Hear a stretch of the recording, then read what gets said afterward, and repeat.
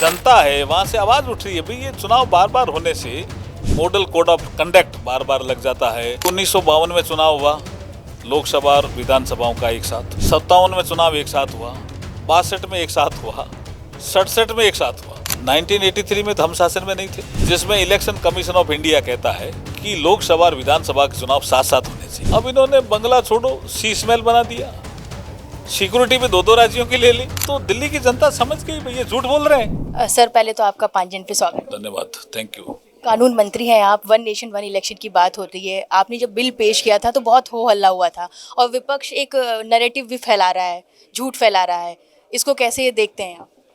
देखिए, जब मैंने 17 दिसंबर 2024 को इस बिल को लोकसभा में इंट्रोड्यूस किया, तब ये कहा विपक्ष की ओर से कि ये जो फेडरल स्ट्रक्चर है हमारा, उस पे चोट है। मैं विपक्ष के साथियों से पूछना चाहता हूं कि 1952 में चुनाव हुआ लोकसभा और विधानसभाओं का एक साथ, 57 में चुनाव एक साथ हुआ, 62 में एक साथ हुआ, 67 में एक साथ हुआ, तब तो फेडरल स्ट्रक्चर पे चोट नहीं पड़ी, अब कैसे पड़ जाएगी? इसलिए ये फेक नैरेटिव है जैसा आपने कहा, और जेपीसी में इसका पूरा अध्ययन करके रिपोर्ट आएगी, उसके बाद हम इस दिशा में आगे कदम बढ़ाएंगे। बीजेपी, कांग्रेस और विपक्षी दल इसे बीजेपी का बिल बोल रहे हैं। नहीं, ये गलत बोल रहे हैं जी, ये अभी से नहीं है। देखिए, आप 1983 में तो हम शासन में नहीं थे। इलेक्शन कमीशन की पहली एनुअल रिपोर्ट है जिसमें इलेक्शन कमीशन ऑफ इंडिया कहता है कि लोकसभा और विधानसभा के चुनाव साथ साथ होने चाहिए। हम 83 में शासन में नहीं थे, तब वो रिपोर्ट क्यों आनी दी? इसका मतलब हमारी जो कमेटियां हैं, हमारी जो संवैधानिक संस्थाएं हैं, हमारे जो जनता है वहां से आवाज उठ रही है। भाई ये चुनाव बार बार होने से मॉडल कोड ऑफ कंडक्ट बार बार लग जाता है, डेवलपमेंट प्रभावित होता है, गवर्नेंस भी प्रभावित होता है, और जो ये मशीनरी है पुलिस की भी, आर्म्ड फोर्स की भी, ये जो मशीनरी है ये भी लॉ एंड ऑर्डर को मेंटेन करने के लिए लगनी चाहिए, वो कहीं और कामों में लगती है। बीएसएफ है, आपके और कोई जवान है, तो ये सब उसमें लग जाते हैं, जबकि उनको लॉ एंड ऑर्डर मेंटेन करना चाहिए। तो ये सब हमारी जो फॉर्मर प्रेसिडेंट ऑफ इंडिया माननीय रामनाथ कोविंद जी की अध्यक्षता में कमेटी बनी, उसने पूरी रिपोर्ट प्रस्तुत की हमें, तब उसके बाद बिल आया ना, ऐसी थोड़ी बिल आ गया। सर एक क्लिप वायरल हुई थी बहुत टाइम पहले विपक्षी दलों द्वारा गृह मंत्री जी की संसद के अंदर की, जिसमें वो संविधान का जिक्र कर रहे थे।